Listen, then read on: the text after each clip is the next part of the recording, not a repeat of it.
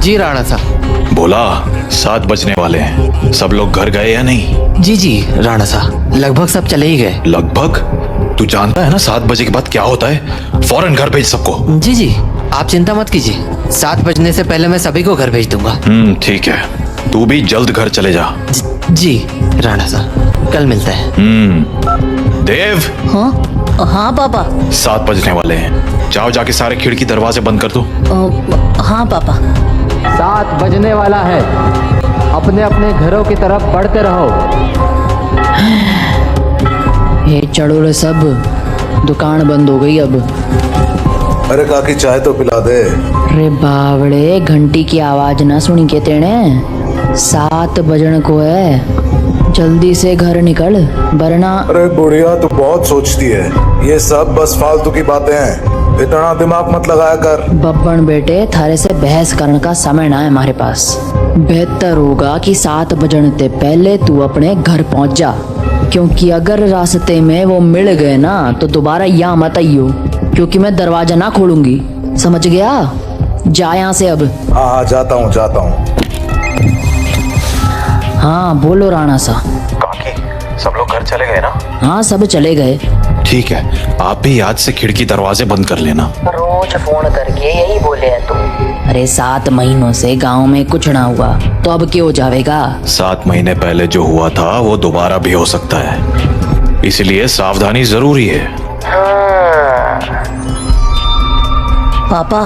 हाँ? सारे खिड़की दरवाजे लगा दिए। और पर्दे? पर्दे लगाए?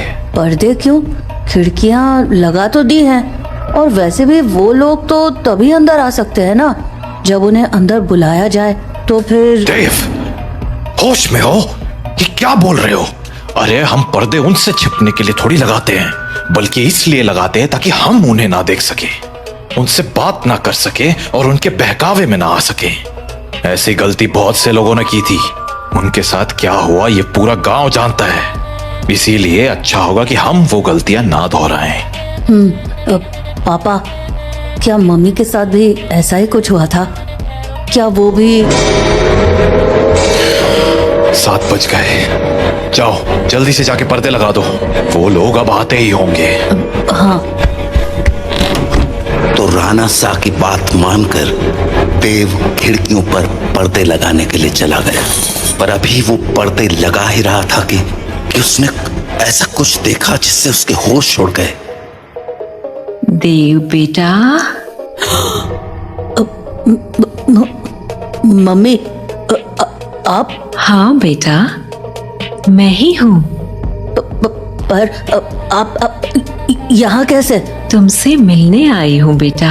हाँ, पर आप तो मर गए थे ना?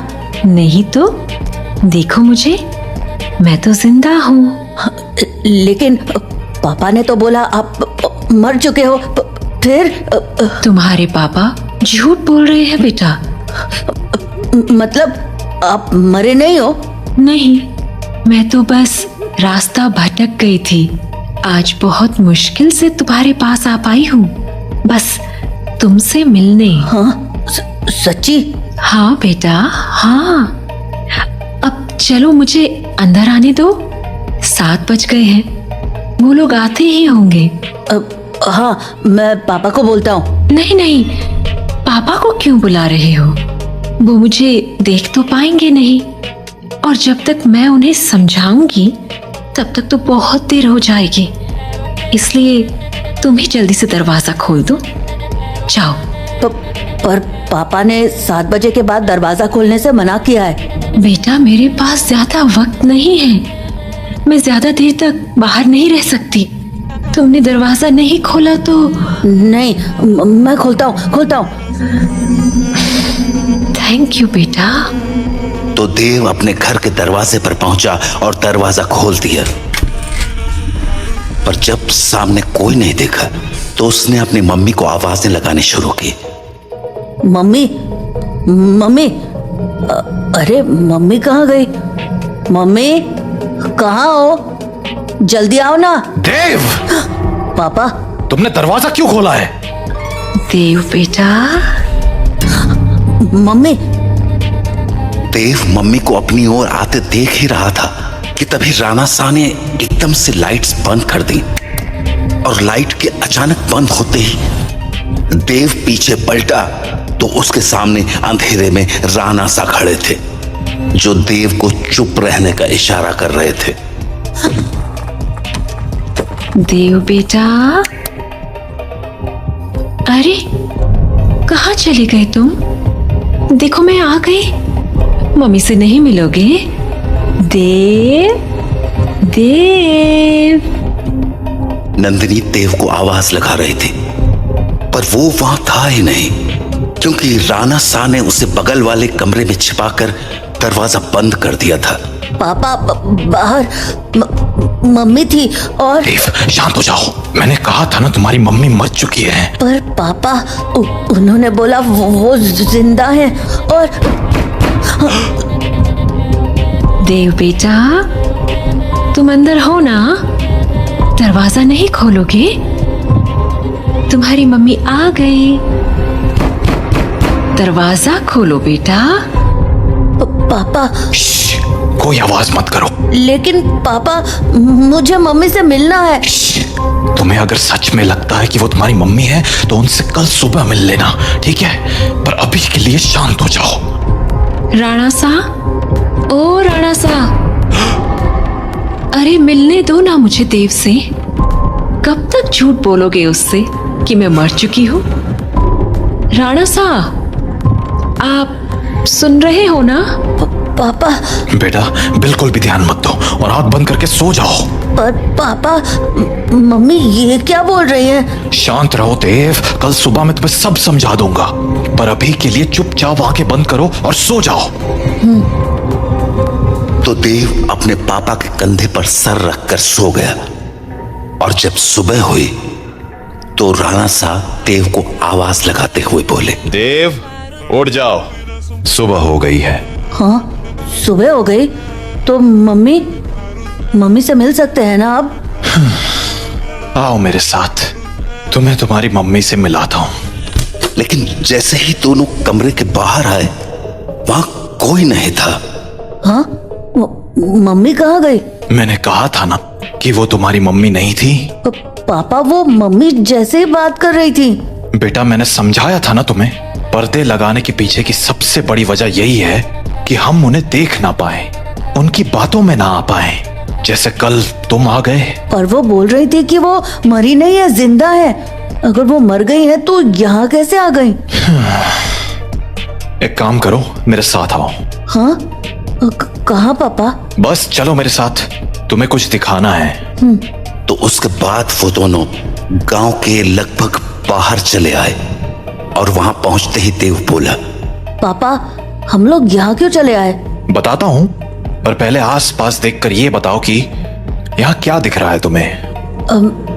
यहाँ तो कुछ भी नहीं है। आसपास बहुत सारे पेड़ हैं। सामने गांव से बाहर जाने का रास्ता है और पास में बब्बन भैया का घर है। तुम्हें कहीं पर कोई बस दिख रही है क्या? हाँ, वो उस तरफ एक पुरानी सी बस है। क्यों? बेटा, ये वही जगह है जहां तुम्हारी मम्मी की मौत हुई थी। हाँ, उस दिन हमें शहर से लौटने में देरी हो गई थी और गांव पहुंचते पहुंचते सुबह के 4 बज गए। सूरज निकलने में थोड़ा वक्त था तो गांव के सभी घरों की खिड़की दरवाजे बंद ही थे। इसीलिए सुबह होने तक हमारे पास झाड़ियों में छिपे रहने के अलावा कोई चारा नहीं था। हम लोग एक झाड़ के पीछे छिपे ही थे कि मैंने तुम्हारी मम्मी की एक आवाज सुनी। नंदिनी, क्या हुआ?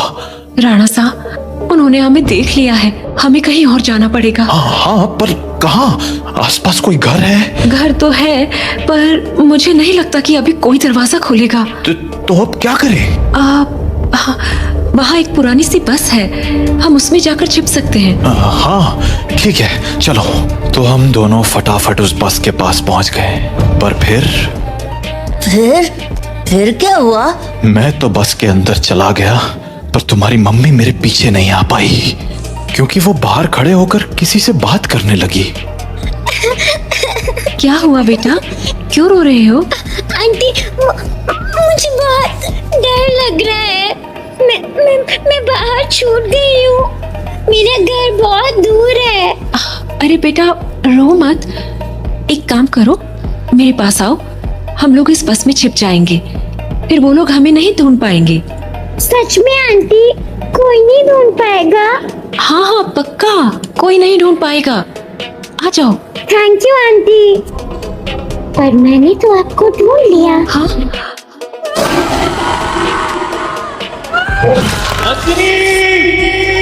मैं नंदिनी को बचाने के लिए बस के बाहर जाने लगा, पर तब तक बहुत देर हो चुकी थी। बस को उन लोगों ने चारों तरफ से घेर लिया था। हेलो अंकल, बाहर आओ ना, खेलो हमारे साथ। और शायद मुझे देखकर हंसे जा रहे थे। चलो अंकल, बाहर आओ ना, खेलो हमारे साथ। उन आवाजों को सुन मैं इतना घबरा गया कि अपनी जगह से हिल भी ना पाया। पर थोड़ी ही देर बाद वो आवाजें आनी बंद हो गईं और गांव के लोगों की आवाज सुनाई देने लगी। मैं समझ गया था कि सुबह हो चुकी थी, तो मैं बस के बाहर निकलकर तुम्हारी मम्मी को आवाज लगाने लगा।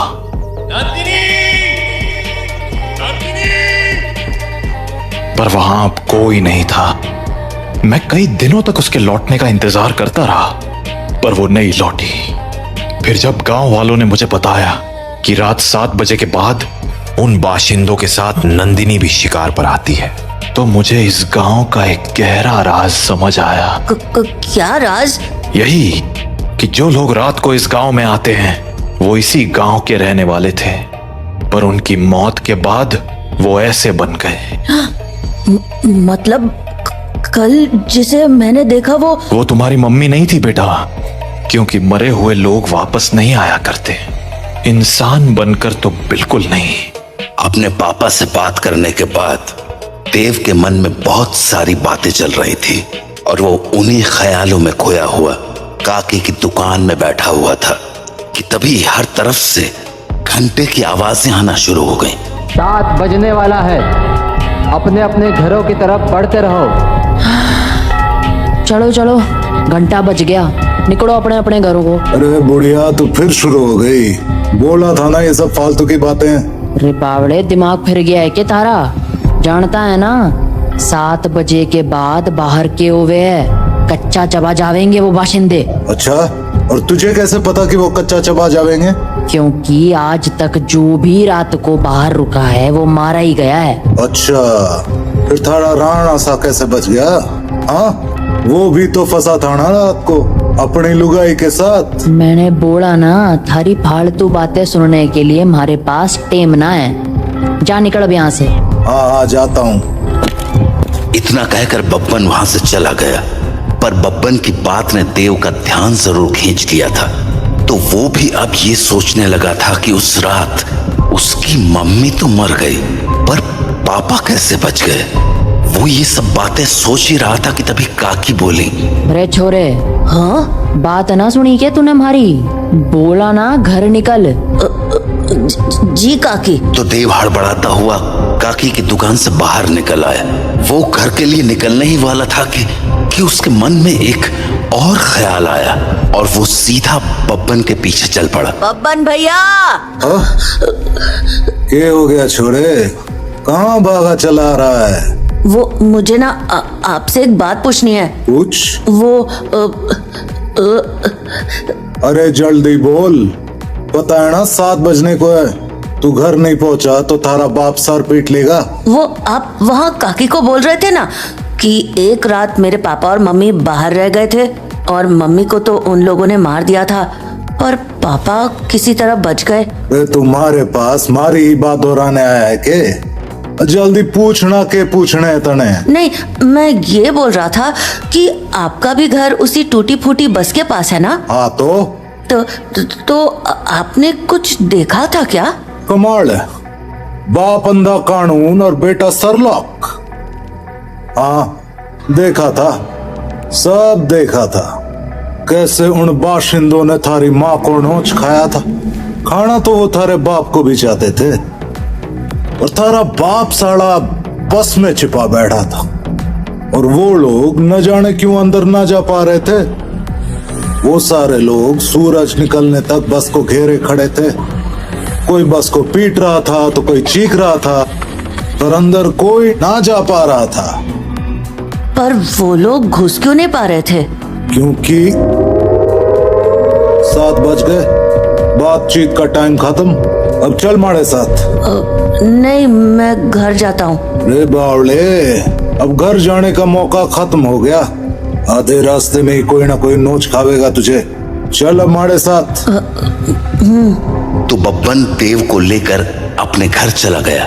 वहीं राणा सा अपने घर में परेशान हुए जा रहे थे। ये देव कहाँ रह गया? अब तक घर क्यों नहीं आया? काकी को पूछता हूँ। हेलो काकी।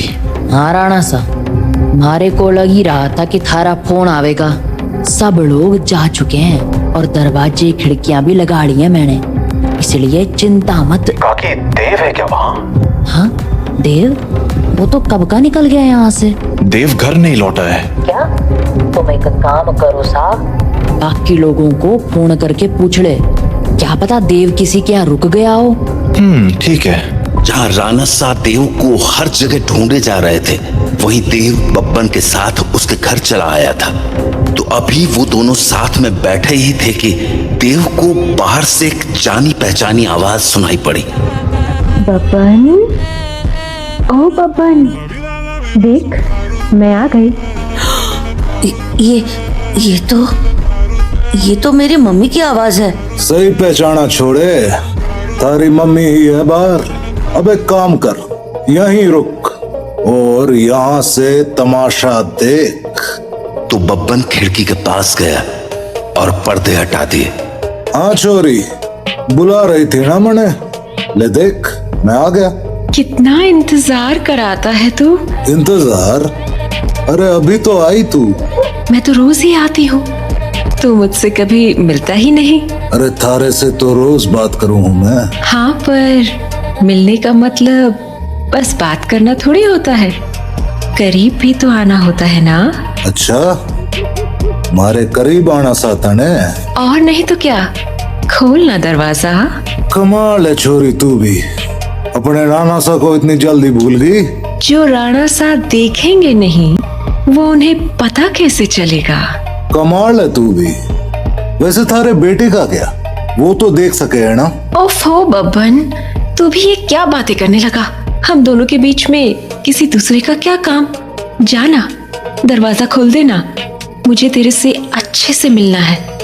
अच्छा चल ठीक है, खोल ही देता हूँ दरवाजा अब। तो बब्बन दरवाजा खोलने जा ही रहा था कि देव बोला, बब्बन भैया, दरवाजा मत खोलना, वो मेरी मम्मी नहीं है। अरे यो बात तो मने भी पता है, यो थारी माँ तो अब बिल्कुल ना रही। अरे बब्बन भैया, मैं सच कह रहा हूँ, वो इंसान नहीं है।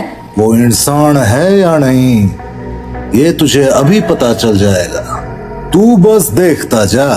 तो इतना कहकर बब्बन ने दरवाजा खोल दिया और सामने खड़ी नंदिनी से बोला, हाँ छोरी, मिलना था ना तने मारे से, आजा अंदर आजा। बब्बन की बात सुनकर देव के तो होश ही उड़ गए। पर तभी कुछ अजीब हुआ। उसने देखा कि उसकी मम्मी दरवाजे पर तो खड़ी थी, पर दरवाजे से अंदर नहीं आ रही थी। क्या हो गया, रुक क्यों गई? आजा अंदर। नंदिनी कुछ देर तो वैसे ही खड़ी रही, पर फिर बोली, तू बाहर क्यों नहीं आ जाता बब्बन, मैं तुमसे यहीं मिल लूंगी। अरे अभी तो अंदर बुलाने को कह रही थी, अब बाहर बुला रही। देख छोरी, आना तो तुझे ही पड़ेगा, अब सोच ले। तू भी ना बब्बन, कितना इंतजार कराएगा, आ जाना बाहर। नंदिनी के जवाबों को सुनकर देव के मन में बहुत सारे सवाल उठने लगे थे, जैसे कि उसकी मम्मी घर के अंदर क्यों नहीं आ रही थी और वो बार बार बब्बन को बाहर आने को क्यों कह रही थी। देव धीरे धीरे बब्बन के पास पहुंच गया, पर इससे पहले कि वो बब्बन से कुछ पूछता, उसे नंदिनी ने देख लिया और वो बोली, अरे बेटा देव, तुम भी यहाँ हो, आओ ना, मम्मी से नहीं मिलोगे? कल हम मिल नहीं पाए थे ना, आ जाओ, आज मिलते हैं। देखो बाहर तुम्हारे साथ खेलने के लिए इतने सारे बच्चे भी हैं। हम खूब मजे करेंगे। आ जाओ बेटा। नंदिनी और उसके साथ उन बच्चों की टोली को देखकर देव को डर तो बहुत लगा, पर उसने नंदिनी की बातों पर ध्यान न देते हुए बब्बन से पूछा, बब्बन भैया, दरवाजा तो खुला है और आपने मम्मी को अंदर आने को भी बोल दिया है, फिर वो अंदर क्यों नहीं आ रही हैं? और ये बच्चे भी बाहर ही खड़े हैं, क्यों? समझदार लगे तू, सही सवाल पूछना जाने। हाँ, मतलब यो कि जिस रात मैंने थारी माँ को मरते हुए देखा, उस रात मैं भी यही सोच रहा था कि आखिर इन बाशिंदों ने थारे बाप को क्यों नहीं मारा, वो बस के अंदर क्यों ना गए। तो अगली सुबह मैं बस के अंदर गया, ये देखने कि आखिर वहां ऐसा था क्या जिसने उन बाशिंदों को रोक दिया। पहले तो मुझे कुछ समझ नहीं आया, पर फिर मुझे जवाब मिल गया। क्या जवाब? वो देख। हाँ? यो है रुद्राक्ष की माला। यही वो चीज थी जिसने थारे बाप की जान बचाई थी। बस के अंदर यही लटकी हुई थी। मुझे इसके पीछे की वजह तो ना मालूम है, पर इतना जरूर पता है कि इस रुद्राक्ष की माला को दरवाजे पे टांग दो तो ये साले चाके भी घर के अंदर नहीं घुस पाएंगे। सच में? और नहीं तो के। तो आपको पक्का पता है कि ये इसी रुद्राक्ष के कारण अंदर नहीं आते हैं? रुद्राक्ष उतार के दिखाऊं?